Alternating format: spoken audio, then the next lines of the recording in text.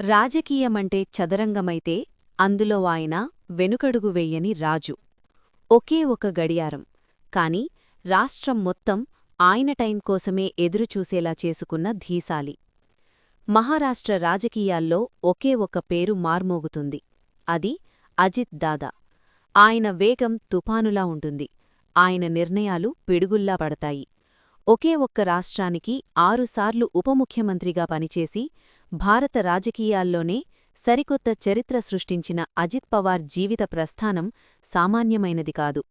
బాబాయి శరద్ పవార్ నీడలో ఎదిగి చివరకు అదే బాబాయిని ఎదిరించి తనకంటూ ఒక సొంత సామ్రాజ్యాన్ని నిర్మించుకున్న అజిత్ పవార్ రాజకీయ ప్రయాణం ఒక థ్రిల్లర్ సినిమాను తలపిస్తుంది. బాబాయి నీడలో మొదలై బాబాయినే ఢీకొట్టి బారామతి కోటపై తన జెండా పాతిన అసలైన దాదా ఆయనే అజిత్ అనంతరావు పవార్. 6 సార్లు ఉపముఖ్యమంత్రిగా రికార్డు సృష్టించిన ఈ మరాఠా యోధుడు ప్రస్థానం ఈరోజు ఒక విషాద ముగింపుతో ఆగిపోయింది. అసలు ఎవరి అజిత్ పవార్? ఆయన వేగమే ఆయనకు శత్రువైందా? Let's watch this special biography. జననం మరియు కుటుంబ నేపథ్యం. అజిత్ పవార్ 1959 జూలై 22న మహారాష్ట్రలోని అహ్మద్నగర్ జిల్లా షీరూర్ తాలూకాలోని దేవ్లాలీ ప్రవర అనే గ్రామంలో జన్మించారు. ఆయన తండ్రి అనంతరావు పవార్. అనంతరావు గారు సామాన్యుడు కాదు. ఆయన అప్పట్లో లెజెండరీ ఫిలిం మేకర్ వి శాంతారాం గారికి చెందిన రాజకమల్ స్టూడియోస్లో పనిచేసేవారు. అజిత్ పవార్ గారి తల్లి పేరు ఆశా పవార్. అజిత్ పవార్ పవార్ కుటుంబంలో రెండో తరనాయకుడు. ఆయన బాబాయి శరద్ పవార్ అప్పటికే రాజకీయాల్లో ఎదుగుతున్నారు.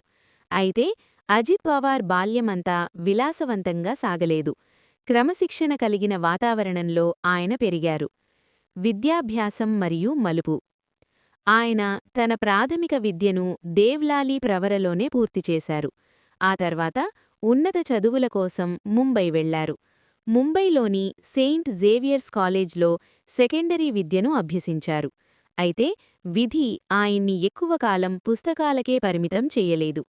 ఆయన చదువుకుంటున్న సమయంలోనే తండ్రి అనంతరావు పవార్ అకాల మరణం చెందారు. ఆ సంఘటన అజిత్ పవార్ జీవితాన్ని మలుపు తిప్పింది. కుటుంబానికి పెద్ద కొడుకుగా బాధ్యత తీసుకోవాల్సిన పరిస్థితి ఏర్పడింది. దీనివల్ల ఆయన తన డిగ్రీ చదువును మధ్యలోనే ఆపేయాల్సి వచ్చింది.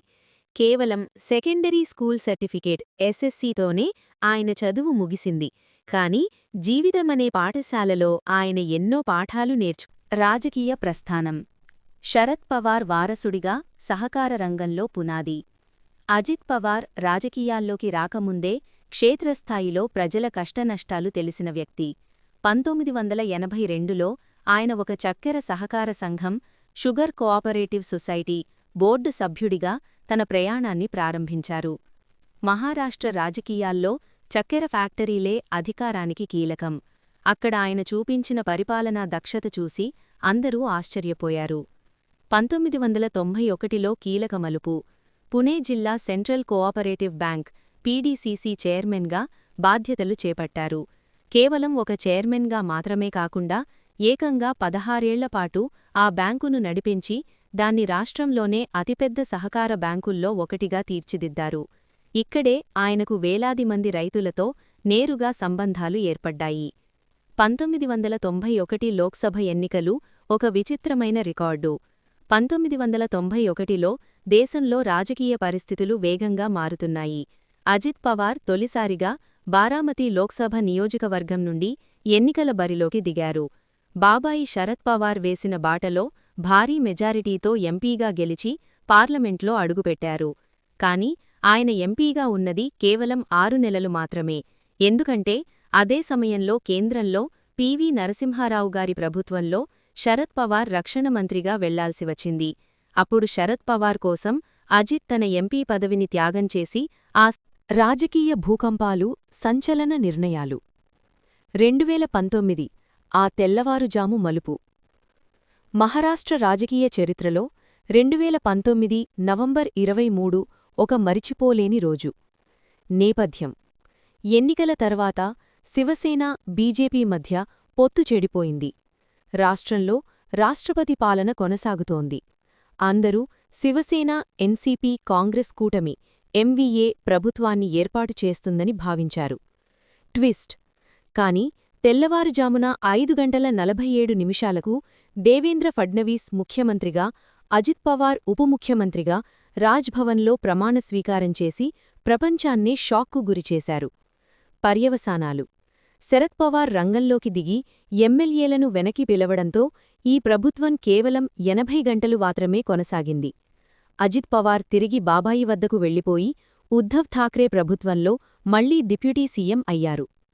2023 పార్టీ చీలిక మరియు నిజమైన ఎన్సీపీ. బాబాయి అడుగుజాడల్లో నడిచిన అజిత్ 2023 జూలై 2న శాశ్వతంగా తన దారి మార్చుకున్నారు. దాదా ఒక మాస్ లీడర్ వ్యక్తిత్వం. ఎందుకు ఆయన్ని దాదా అని పిలుస్తారు? మహారాష్ట్రలో దాదా అంటే పెద్దన్న అని అర్థం. అజిత్ పవార్ గారిని అనుచరులు, ప్రజలు ఈ పేరుతో పిలవడానికి ప్రధాన కారణం ఆయన చూపించే భరోసా, ముక్కుసూటితనం. ఆయన దగ్గరకు ఎవరైనా సమస్యతో వస్తే అది అయ్యే పనైతే అవుతుంది అని, కాకపోతే మొహం మీదే కాదు అని చెప్పేస్తారు. రాజకీయాల్లో ఉండే సాధారణ మాయమాటలు ఆయన నిఘంటువులో ఉండవు. ప్రజా దర్బార్. ప్రతి ఆదివారం బారామతిలో ఆయన నిర్వహించే జనతా దర్బార్ ఒక ప్రత్యేకత. ఉదయం 7 గంటల నుండే వేల సంఖ్యలో వచ్చే ప్రజల అర్జీలను ఆయన స్వయంగా చదివి అక్కడికక్కడే అధికారులకు ఆదేశాలు జారీ చేసేవారు. ఈ నేరుగా ఉండే కనెక్షన్ వల్ల ఆయన్ని అందరూ ఇంటి మనిషిలా దాదా అని పిలుచుకుంటారు. పని రాక్షసుడు. 6 AM అడ్మినిస్ట్రేటర్. రాజకీయ నాయకులు అంటే ఆలస్యంగా నిద్రలేస్తారు అనే అపోహను అజిత్ పవార్ తుడిచిపెట్టారు. ఉదయం 6 గంటలకే మీటింగ్స్. ఆయన రోజు ఉదయం 5 గంటలకే మొదలవుతుంది. సరిగ్గా 6 గంటలకు ఆయన ఫైళ్ల మీద సంతకాలు చేయడం లేదా అధికారులతో సమీక్షా సమావేశాలు ప్రారంభించడం చేస్తారు. క్రమశిక్షణ. ఆయనకు మద్యపానం లేదా ధూమపానం వంటి అలవాట్లు లేవు. అదే క్రమశిక్షణను తన కార్యకర్తల నుండి కూడా ఆశించేవారు. కరోనా సమయంలో కూడా ఆయన మాస్క్ ధరించి స్వయంగా రోడ్లమీదకు వచ్చి పనులను పర్యవేక్షించడం ఆయన అంకితభావానికి నిదర్శనం. కుటుంబం. శక్తికి మూలం. అజిత్ పవార్ గారి వెనుక ఆయన కుటుంబం ఒక బలమైన మద్దతుగా నిలిచింది. భార్య సునేత్రా పవార్. ఈమె సామాజిక సేవలో చురుగ్గా ఉండటమే కాకుండా ప్రస్తుతం రాజ్యసభ సభ్యురాలిగా పనిచేస్తున్నారు. కుమారులు. పెద్ద కుమారుడు పార్థ్ పవార్ రాజకీయాల్లో క్రియాశీలకంగా ఉన్నారు. చిన్న కుమారుడు జై పవార్. వీరు తండ్రికి రాజకీయ మరియు వ్యాపార వ్యవహారాల్లో తోడుగా ఉండేవారు. వ్యక్తిత్వం మరియు దాదా అని ఎందుకు పిలుస్తారు? పనితీరు. ఉదయం 6 గంటలకే పబ్లిక్ మీటింగ్స్ ప్రారంభించే డిసిప్లిన్. ప్రజాబలం. బారామతి అభివృద్ధిలో ఆయన పాత్ర. ప్రజలకు అందుబాటులో ఉండటం వల్లే ఆయన్ని ప్రేమగా దాదా అని పిలుస్తారు. నవ మహారాష్ట్ర శిల్పి. కీలక ప్రాజెక్టులు. అజిత్ పవార్ గారు కేవలం రాజకీయ నాయకుడు మాత్రమే కాదు, ఒక దార్శనికుడు. ఆయన హయాంలో జరిగిన అభివృద్ధి పనులు మహారాష్ట్ర ముఖచిత్రాన్ని మార్చేశాయి. నీటిపారుదల విప్లవం. జలవనరుల మంత్రిగా ఆయన ₹19,300 కోట్లతో తాపీ నదీ లోయ ప్రాజెక్టును, కొంకణ్ నుండి మరఠ్వాడాకు నీటి మళ్లింపు వంటి సాహసోపేతమైన పనులకు శ్రీకారం చుట్టారు. ఐటీ హబ్గా పూణే. పూణే మెట్రోపాలిటన్ రీజియన్ను ఒక అంతర్జాతీయ స్థాయి గ్రోత్ హబ్గా మార్చడంలో ఆయన కీలక పాత్ర పోషించారు. చకాన్, తలేగావ్ వంటి పారిశ్రామిక ప్రాంతాల అభివృద్ధి వెనుక ఆయన వ్యూహం ఉంది. ఆర్థిక దక్షత. రాష్ట్ర ఆర్థిక మంత్రిగా బడ్జెట్ ప్రవేశపెట్టేటప్పుడు ఆయనకు ప్రతి పైసా లెక్క తెలిసేది. ఏఐ, ఆర్టిఫిషియల్ ఇంటెలిజెన్స్ ను వ్యవసాయంలోకి తీసుకురావాలని ఆయన ప్రవేశపెట్టిన పథకాలు నేటికీ మార్గదర్శకంగా ఉన్నాయి. 28 జనవరి 2026 బ్లాక్ వెడ్నెస్డే. ఘటన. ఈరోజు బుధవారం 28 జనవరి 2026 ఉదయం బారామతిలో జరగాల్సిన జిల్లా పరిషత్ ఎన్నికల సభకు హాజరయ్యేందుకు ఆయన చార్టెడ్ విమానంలో బయలుదేరారు. ప్రమాదం. బారామతి విమానాశ్రయంలో ల్యాండ్ అవుతున్న సమయంలో విమానం అదుపు తప్పి కుప్పకూలింది.